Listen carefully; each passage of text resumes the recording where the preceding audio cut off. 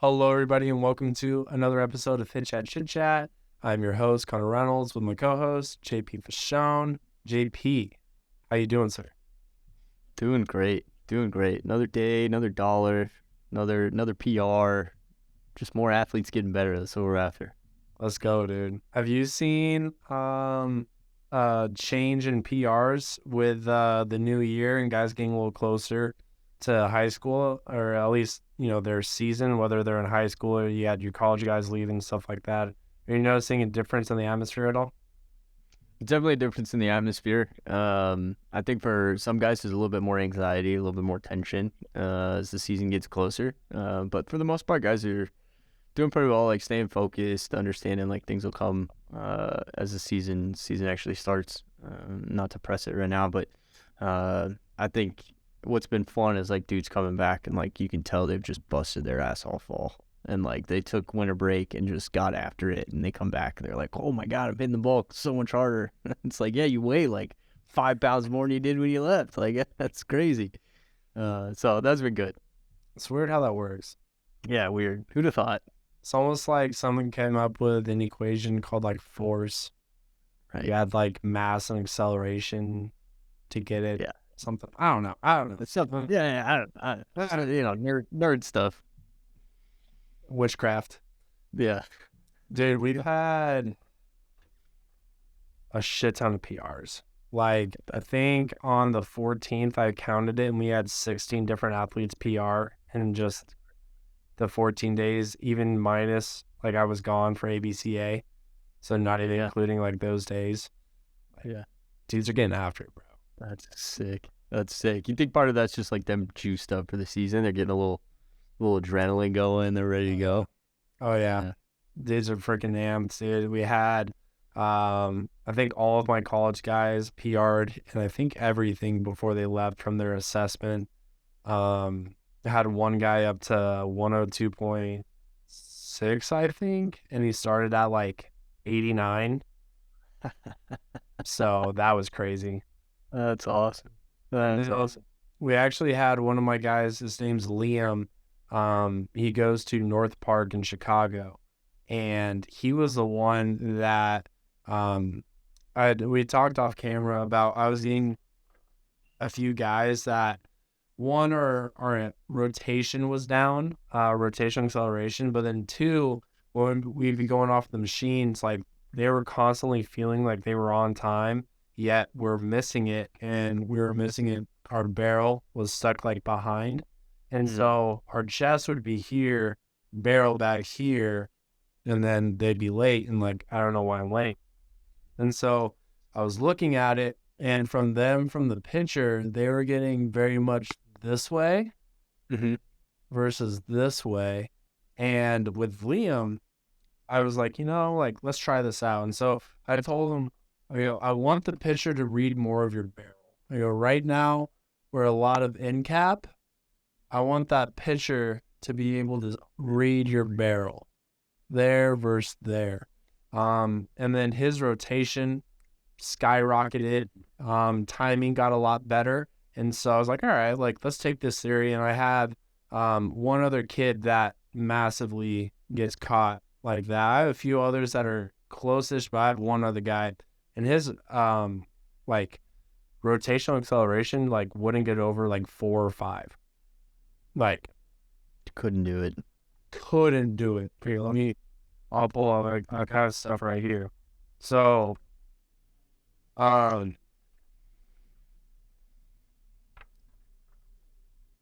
average rotation 1.8, 3.5, 3, 3.6, 3, 4.1, 3.3, 4.3, 4.4. Yeah, so like literally like, and maxes 5.5, 5.5, 5.9, 5.7, 4.5, 5.7, 5.3. And then we make this adjustment, and he goes average rotation 6.6, 7 in those last 2 sessions, with his max going to 9.5, and then he got 10.2 today. Hey. It's a double digits. Let's go. It was, and it's been one thing where I've been looking at it, I'm like, what the fuck? Like, I am a self-proclaimed like rotational acceleration king, and I just Can't do it. can't get this one guy's up. And so I was, you know what? And so that's been really good for not just the players, but also me of going like, oh, that's all that was happening. Okay, Yeah. good to know. Those are always the best as a coach. You're like, that was easy. I didn't. How did I miss that? That's all I had to do. And so that was good. And yeah, man, it's been fun being able to kind of work with those college guys. Now they're gone though, so it's like back to the high school guys. Actually, high school grind. Hell yeah. Hell yeah. But do you have a rabbit hole that we can kind of go down today? I do. It's a little different rabbit hole. Getting into kind of the back end stuff a little bit more. Instead of the hitting thing. So let me share my screen. Across. All right. Good to go. Yes, sir. Can we see that? All right. Cool. Good. Money, sir. Sick. Okay. So today I thought I'd talk a little bit about kind of like the process that we've taken to get to the report that we're at and kind of generating some actual tangible, actionable data and kind of what that process looks like on the back end. So how can we use biomechanics to help hitters, right? Hitting is a very, very complicated task, a lot of variables to take into consideration, and biomechanics has a lot of different variables and a lot of different metrics and markers, things that we can look at.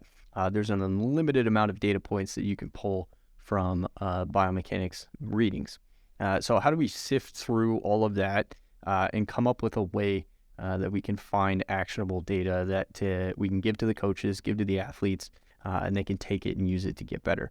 And a lot of that has to do with like, we have to be able to do science with it, right? We have to be able to just look at the data and not just make assumptions, but actually be able to do a little bit of research, stuff that I kind of hand off to people a lot smarter than me to do. But we can't just do science with it, right? That's going to take way too long. And realistically, our R&D sports scientists, as great as they are, they're not going to know as much about hitting as our hitting coaches. So how do we kind of bridge that gap between the two? And a lot of that has to do with just opening up a discussion between the biomechanists, sports scientists, and our hitting coaches, and kind of using these two different data types, qualitative data and quantitative data. So qualitative being like your experience as a hitting coach, things that you've noticed, things that you've seen, things that, kind of old school hitting coaches kind of put their hat on. Of my experience plays, I understand how hitting works because I've just seen a lot of hitting. And there is a lot of value in that. I think there's a lot of things that hitting coaches know that we might not be able to measure yet. And so we kind of take that together with the quantitative data, the actual data that we use to do data analytics, science with, and we kind of combine those two. So working with the sports scientists, kind of the hitting coach's job was to take that qualitative data and find a way to formulate some sort of hypothesis from it. So an easy example would be something like, this guy maintains space really well. Well, every hitting coach for the most part knows what I'm talking about. I can't measure that, right? That's a really hard thing to measure. How do you measure how well somebody's maintaining space? Well, I can't just go to a biomechanist and say, I want to measure how well somebody maintains space. Because they're going to have no idea what I'm talking about, right? They're not hitting coaches. They don't understand what maintaining space means.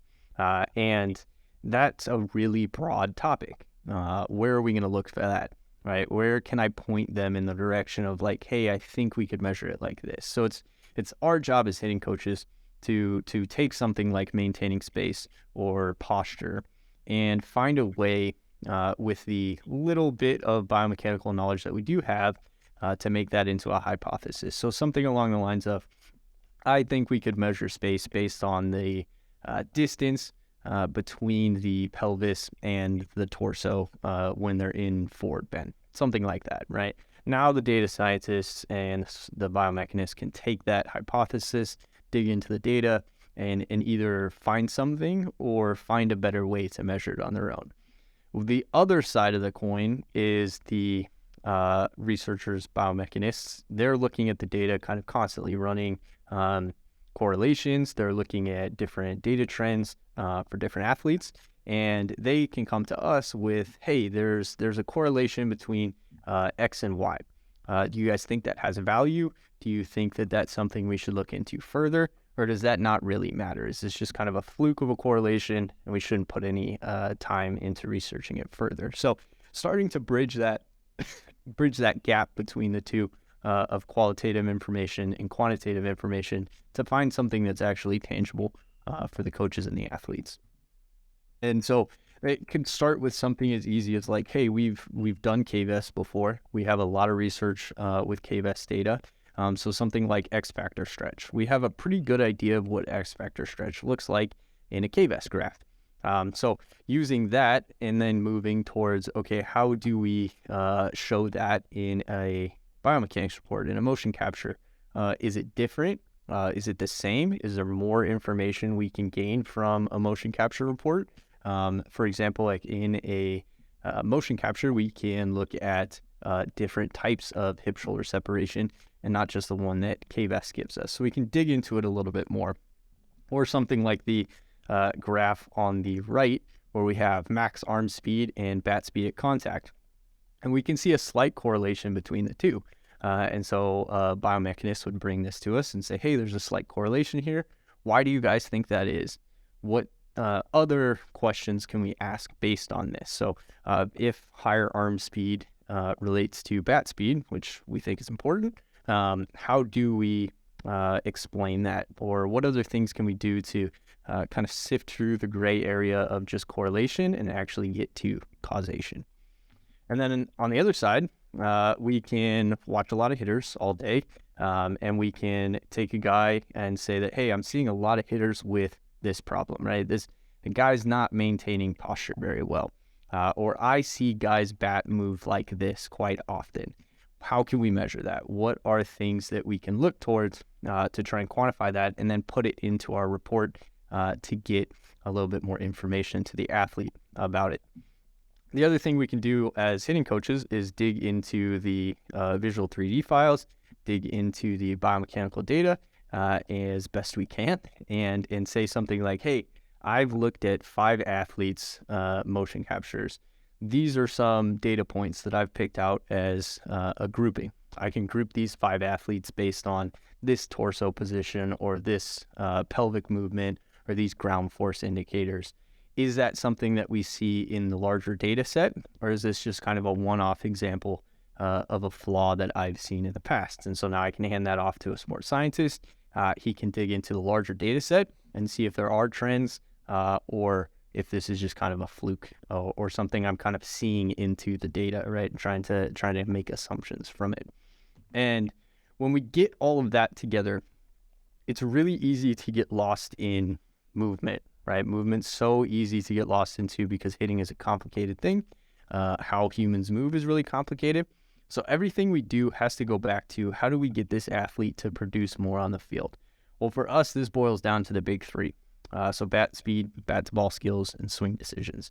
Whatever biomechanical insights we have, if they don't relate to one of these things, then it's really hard for us to say that if these things improve or if he hits this biomechanical marker or this measurement, then he's going to perform better on the field. If we can't relate it to he swings the bat faster, it's going to make him create better contact, or it's going to make him have better swing decisions. So that's kind of where the science comes in, right? We can have all these theories, we can have all these insights, but if it doesn't help the athlete on the field, it's not really valuable. And so when we put all that together, and we kind of all come together with these ideas of what's important and what's valuable, we can kind of put together a report. So things like hip-shoulder separation, things like torso and pelvis positions, bat metrics, and put that all together in a nice little neat report with some research behind it that we can give to the athlete, that they can understand and digest, and that coaches can use to continue to train our hitters a little bit better. So kind of sifting through all the data, using the experience from the coaches, using the insights from our sports scientists, helps us get a little bit closer to something that's tangible, usable, and easily digestible for the athlete. Damn. Cool.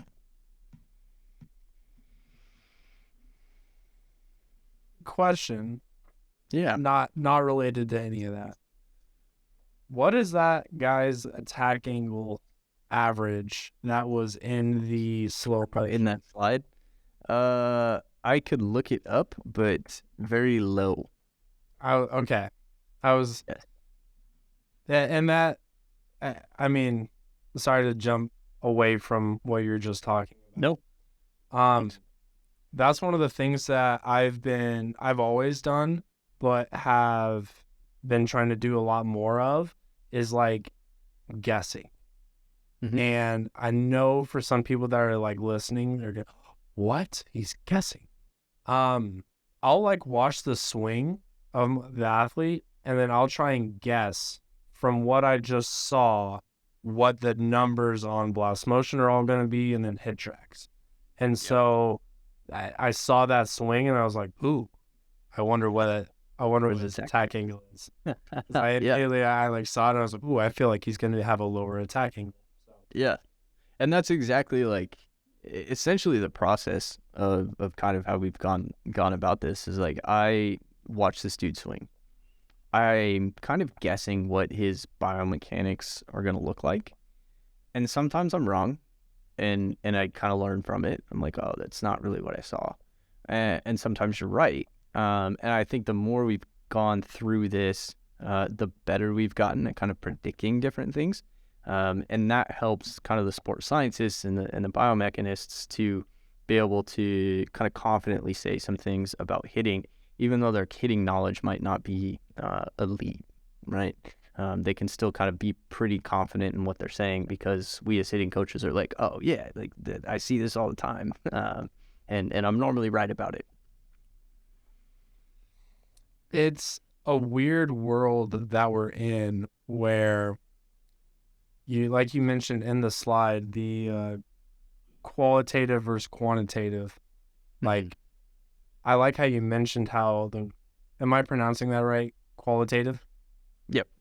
So with, like you said, old school coaches are more qualitative, using the experience, using that almost like internal hard drive of knowledge of, all right, I've seen, thousands of swings. That swing kind of looks like this swing. What we did with this swing, we might do this. And then you have the quantitative, which is actually having hard data and being able to combine those two. I think we've mentioned it with all these hitters that are going through and getting used to using the technology, and then being able to use both of those in hand. It's a weird transition period. I feel like we're in one that, I don't know. I haven't been around other transition periods in this game, so I might just be speaking out of my ass, but I feel like this is like the big like takeover, or like, that big middle ground. And I feel like here in the next few years, it's just going to take off. Yeah.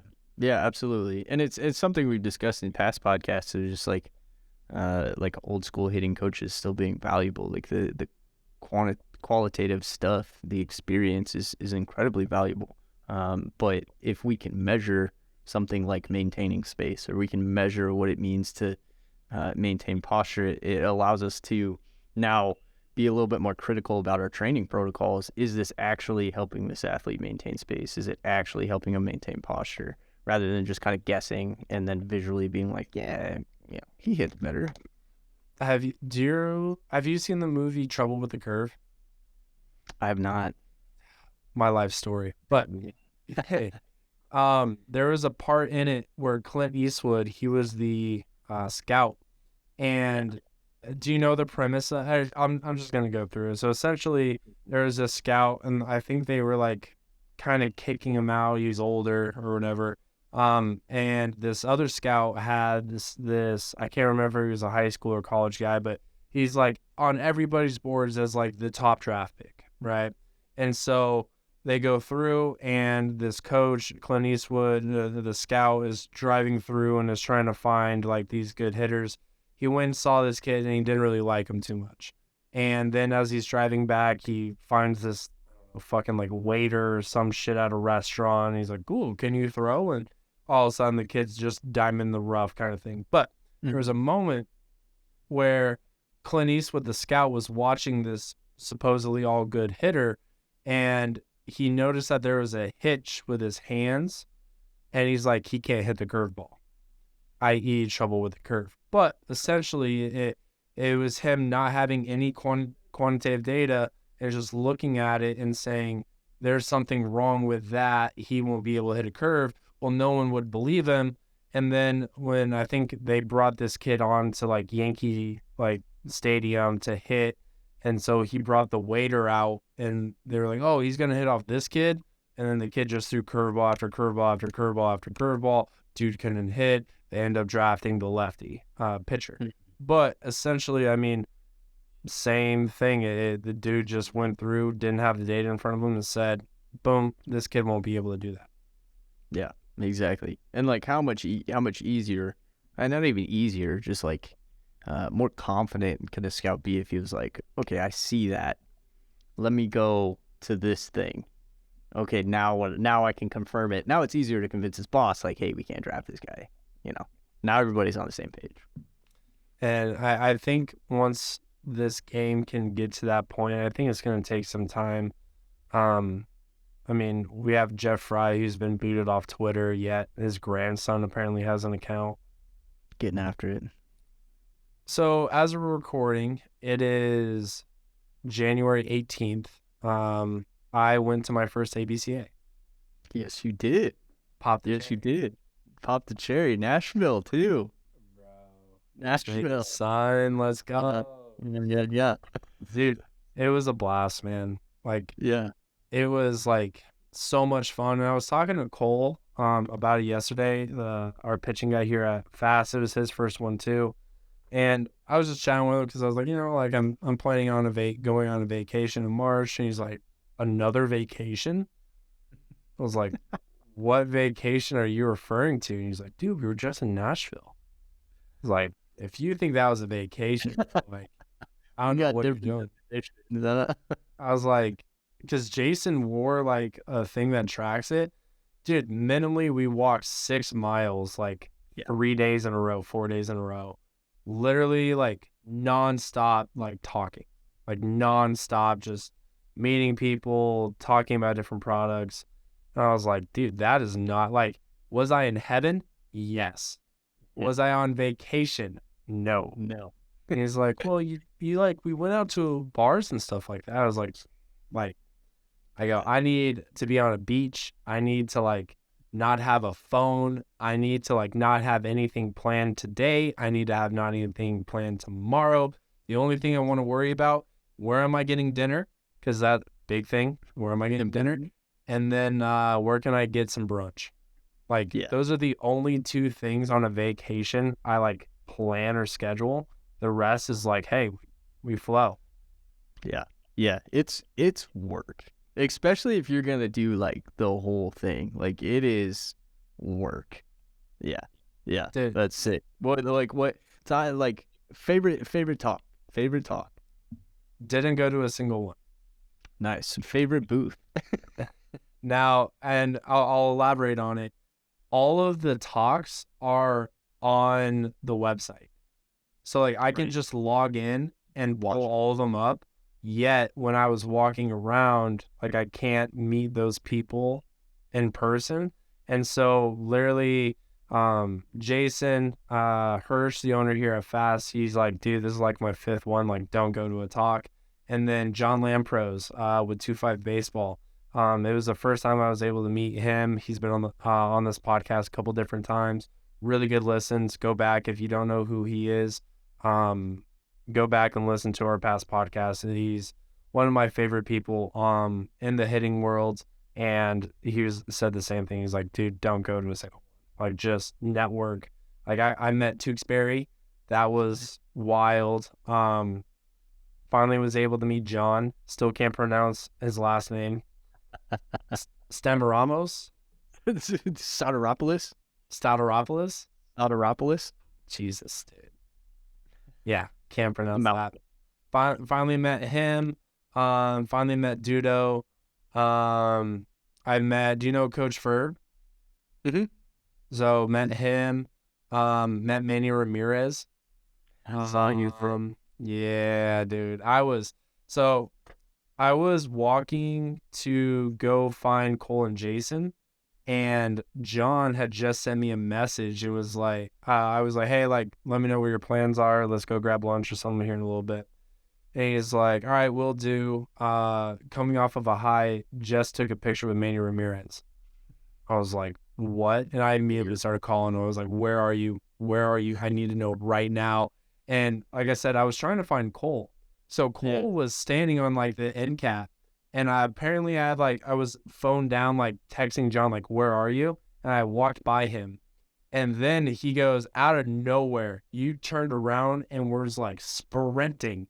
Because John had told me, he goes, I think they're closing the line to take pictures.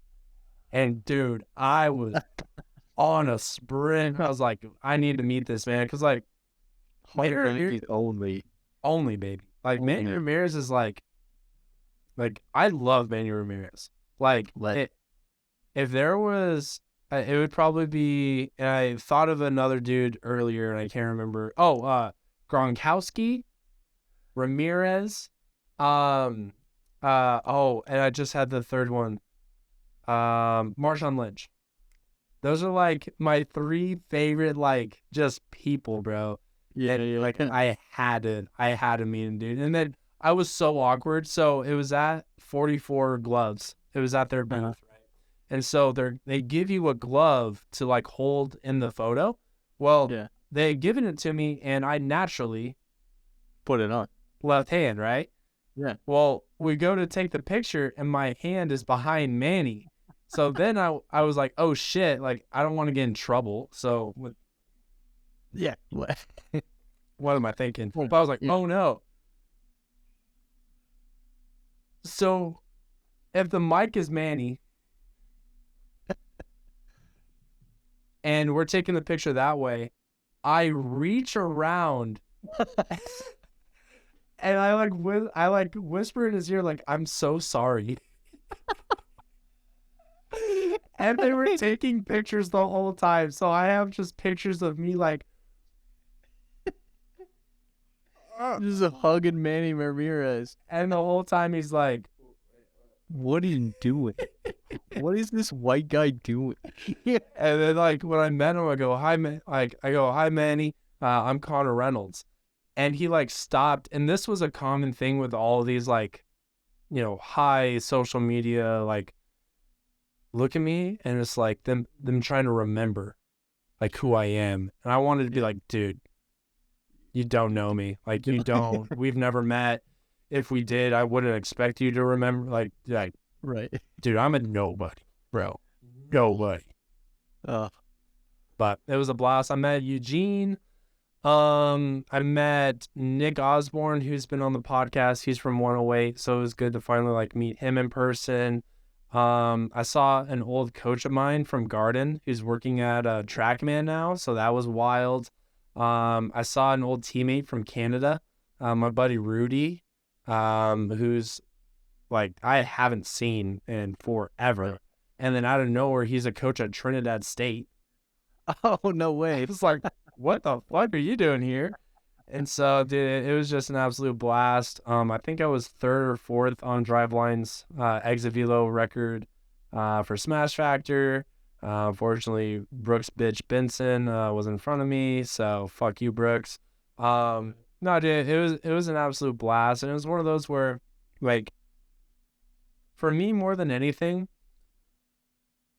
like, I love the content side of what I've been doing and what we've been doing for a while. Like, I love it. I love doing it.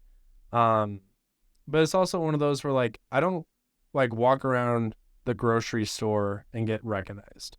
You know what I mean? Like, and it's not that I want to get recognized at something like that, but like, it's one of those where it's like, there hasn't been that extra, like, push. You know what I mean? There hasn't been any external factors to add into, ooh, I wanted to do this. Like, I've been doing all this content stuff because I enjoy doing it. Like, I've been recording every lesson that I've done over the last like 2.5 years, editing it, putting it on YouTube for fun. Like, I mean, it's for my athletes, but it's just, that was the first time like walking around going like, I could get noticed. And not like I need to be noticed, but like if I work hard enough and put myself in the right position and do the right things, I can get noticed. Yeah. And that was a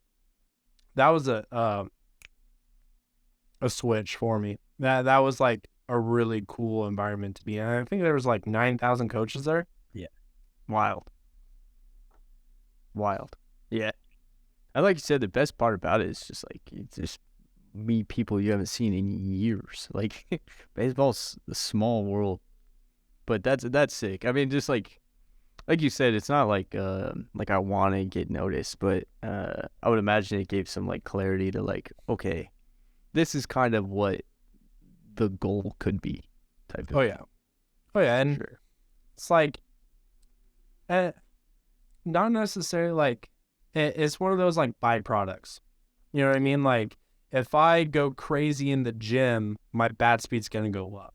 You know what I'm saying? Like, you're not in the gym to increase your bat speed, but because you're increasing your, mass and your strength, you're then going to increase your bat. Like, I see the bat speed as the notoriety, or like being able to be recognized, and being in the gym as putting in the work. Like, by me doing more work there, it will then thus allow me to then, and so and I don't even like, I almost like working in the shadows, but then it's also like when you're around other people that work in the shadows, I don't want to be in the shadows of them.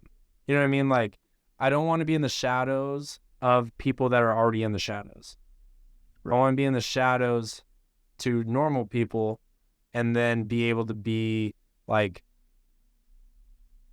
not noticed, but vindicated, like, Yeah. verified. You know what I'm saying? Yeah, like that dude gets after it. That dude does some good shit. Yeah, Yeah. like that. And Yeah. I don't want and I don't know. I feel like I'm repeating myself because I don't want anybody to like hear this and go like, oh, he does this to be noticed. I want to be so good at what I do, I am noticed, if that makes any sense. Yeah. We want to be the top of the field. Like, we want to be just head down grinding, and you look up and you're like, oh, I'm the best. Damn. Oh shit, Like, sick. that's crazy. That was crazy. This is not what I was going for, but cool. There was one booth, and I want to get what your thoughts are on this. It was the Louisville Slugger sports lab or science lab. I can't remember what they call it, but do you know what I'm referring to? A little bit. So I can send over their thing to you, but they have, what caught my eye, and there was lots of these, but it was literally like the third booth I saw. Like, it took me forever just to make one loop, because I just stopped at like every booth. Like, tell me more. Like, Yeah. cut my head open, dump it in, throw it back. Let's go to the next booth. So I'm walking by and they have this TV, and essentially it looks like the motion capture lab, but they have iPhones around. So I go, okay, let me learn more. And so the guy's going through, doesn't talk about the motion capture like at all. I was like, all right, well, this is all I'm wanting to talk about. But he has me get on these force plates. And it was just like a matte force plate, right? Mm-hmm. And I type in all my information, and he goes, all right, take your shoes off. I just want you to stand there. Okay, so I'm just standing. And he looks at my feet pattern, and apparently I was very like pinky dominant. Okay. And so right away they go, all right, well, we have these shoes with these insoles. This would like offset that, neutralize, do this, do that. And he goes, okay. And then it auto generates a shit ton of just drills for me to work on this, right? But then I get in, and he goes, all right, I want you to get in your stance now. So I get into my stance. It's not there anymore. I don't have the pinky dominant. I'm level. From what I've given you, what are your thoughts? What are your initial, if you were in my shoes, what's going through your brain? Because I had like judgment. Now, good judgment, bad judgment, or whatever, but like just immediately I was like, So you put the insoles in, got Nope. your stance. Didn't even was put the just insoles got in. your stance. They just said this is what we have or would suggest, and then still not wearing any shoes, no soles, again to my stance, neutralizes. Everything. My first thought is people are generally bad at standing. Like, people are just bad at standing, and so they put themselves in weird positions. Versus when you're in your stance, a little bit more athletic. We're ready to move. We're gonna balance everything out. We're gonna be kind of in the ground. We're gonna get really grounded. That's kind of my first impression. Yeah. So essentially, I sat there and I was like, okay, like you had me stand, then you gave me drills to do, then you had me get in my stance.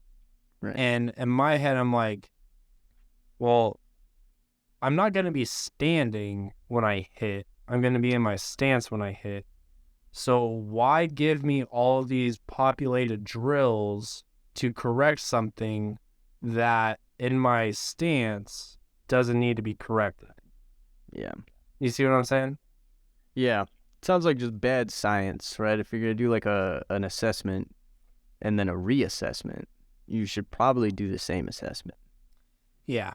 And that's where, and they didn't even give me drills once I was in my stance. They only it only auto-populated drills when I was standing there. And so like for me, I was like, I like the idea. Same. The execution I'm questioning. And so that was the one that I was like, I'm not sure about that. But I mean the dude was nice, so there was that. But I mean that was like the only one that I was like, I don't agree. Seems weird. Yeah. But I mean there were a bunch of force plate, motion capture, every type of back company was down there. We had, let's see here. There was one bat weight that I really liked, and I'll send you a picture of it. I should have brought it with me. But essentially it's just like a long, like, you know, the when you go to the store and you get some produce and you get a bag and then you have those like zip tie thingies that you take, like zip twist. So yeah. Imagine that, but weighted. Okay. So essentially, so it's like a flexible weight. Yeah. Okay. And so what they did is you would take your bat and then you could wrap it, and it had this material to like make it not as slippery. But you could wrap it like anywhere on the bat. So you could wrap it on the knob and get a little underload. You could wrap it on the barrel. You could wrap it on the handle. Like lots of options. And I really liked that. I'm still playing around with it. And they had different weights for it. But I think that was the one where I was like, I really like that. Because for me, I've used the hitting. Have you ever used hitting jackets? I've seen them. I've seen other people use them. So about 4 years ago when I was at Bardo's, throwback, I was going to do a bat speed training experiment with the hitting jackets. If I had like 5 guys only use hitting jackets all the time and then 5 guys who didn't use hitting jackets ever. Sure. Now, using high schoolers, they fucking lose shit and forget shit all the time. So the study essentially became a wash. But what I had happen was I've had multiple blast motion sensors get broken because the only way to take off the hitting jacket is to slam it on the ground. You forget that you have the sensor on. Yep. Blast motion dead. Well, with this, you just rap. Right. And so I really like that, and I like the versatility of it. Yeah. Like I said, I'll send you some pictures. And anybody interested, if you guys were to go to my YouTube, I actually did a post ABCA, like what did I get? So everything that I got that's in my bag, I did a video on, a little breakdown on, if you guys want to go check that out. But fuck it, I'll even put it as a separate podcast on here. I'll upload that so that way it'll be on this channel. But yeah, that was like the only other thing. There was another bat weight that was essentially like 2 pieces, and you would have to like screw in the 2 pieces. Okay. I didn't mind that. It was really sturdy, but the time that it took to unscrew, and with 2 bolts, you have to unscrew both bolts to get another bat weight, heavier or lighter, and then do the whole process again. It was just going to take too much. Yeah, outside of that, like it was really freaking cool, man, just being able to walk around, see all the cool people. I'm pissed at Jason right now because he never introduced me to Bodie. And like, I mean, he was there playing chess.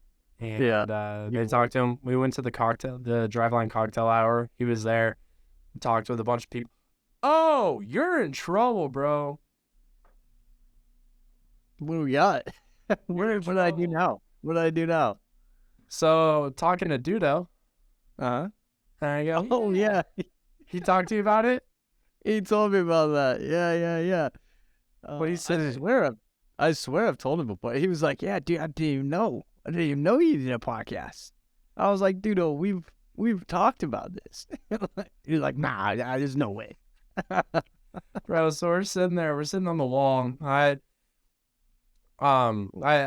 like, you know, retweeted his stuff. I tweeted at him and stuff, but I've never like met him. So me and him were sitting there, and like, I mean, I use you all the time. You're my icebreaker. So I'm like, yeah, you know JP? And he's like, yeah, I work next to him.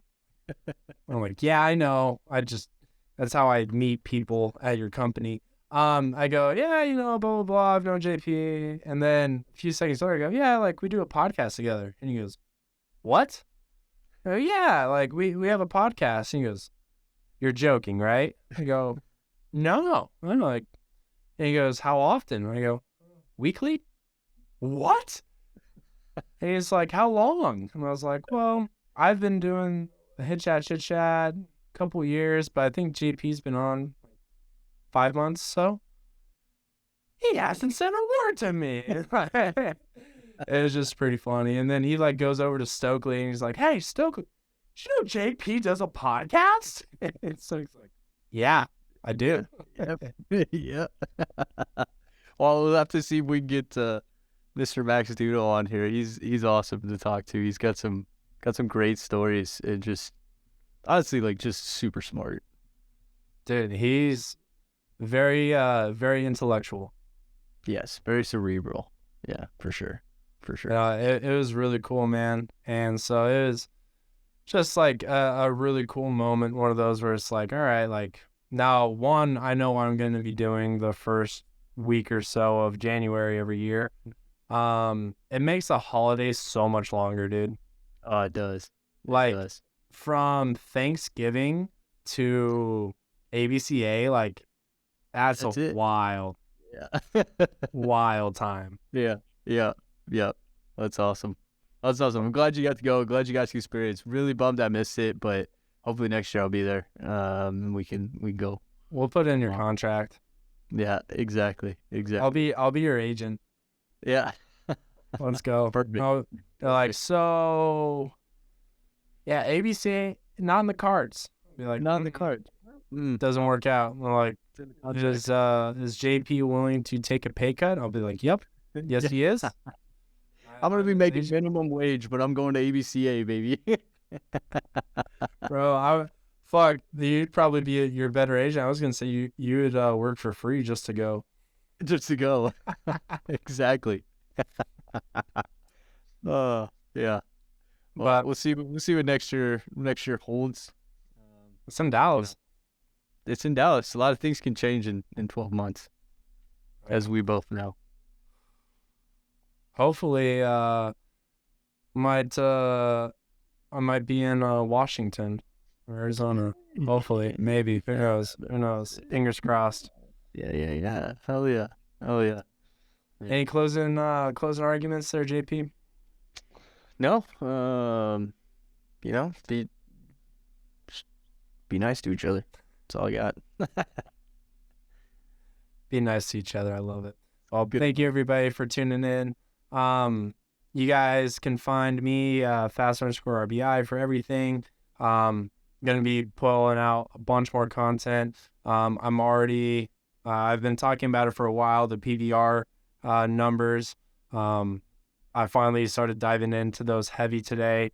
Was able to start getting caught up on all my videos that I've been delaying the last couple weeks. So getting those up, and so now we're finally getting into the weeds of the PVR numbers, and so hopefully that'll be coming out here in the next like week or two, and we'll be putting out a lot of stuff. And I'm also going to start doing highlights of all my players on Instagram, and then hopefully we're going to be getting OnForm, which is a video analyzing app that also does skeletons. So hopefully we'll be getting that here soon, and once we get that, I'll be able to do side-by-side and also overlay comparisons, which I'm ecstatic about. So really excited for that.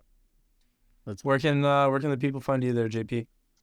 jp.fasone on Instagram. I've been posting more on Instagram. We're really working at that, so we're getting that popping. And then jpfasone1 on Twitter. So all the biomechanics and just random thoughts that I have go on Twitter. And then we go down the rabbit hole here. So get it all. Thank you everybody for tuning in. Hopefully you guys had a good time listening. And until next week, have a good one. Later.